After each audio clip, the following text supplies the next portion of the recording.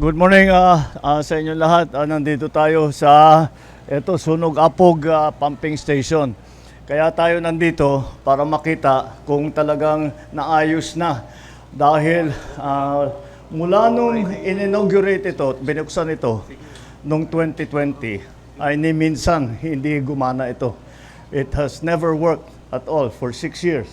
So, tinrabaho natin ito mula nung November po. Sinimula nung November. Ngayon, pwede na pinalitan yung mga electrical equipment, lininis lahat ng mga tubo, nag-desiltation sila doon sa ilog, pati rito sa loob, para naman mabawasan yung basura. Dahil ang nangyari, madalas na mangyari, pag nabara ng basura yung bomba, siyempre, may ipit yun, nasusunog yung mga electrical equipment.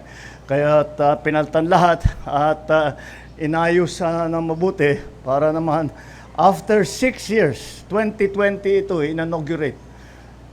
After 6 years lang, naging maayos ulit.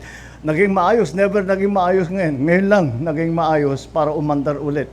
Ito, umaandar ito. Sinasabi nila sa akin, pag umandar ito, umaandar 5 minutes. Tapos barado na. Kaya merong counting problema sa pagka-design. Kaya inayos natin lahat. Kaya mabuti na lang dahil ang laki, lalo na itong area na ito sa likod ninyo.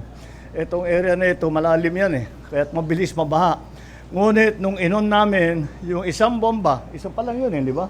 Out of the 3. 50% capacity pa. At yung isang bomba lang, at pinatakbo namin at 50% capacity, kitang-kita ang laki ng binabana ng tubig. Siguro mga 1 foot, mga 12 inches ang binabana na kagad ng tubig.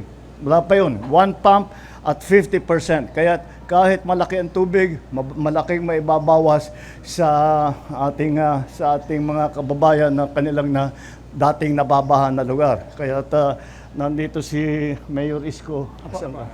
Ito si Mayor Isko dahil matagal na niyang dinireklamo ito at sinama natin para makita naman niya na naayos na. At tignan natin pagdating ng tag-ulan, pag effective, dahil sa ating palagay, sa design niya ngayon, pwede na.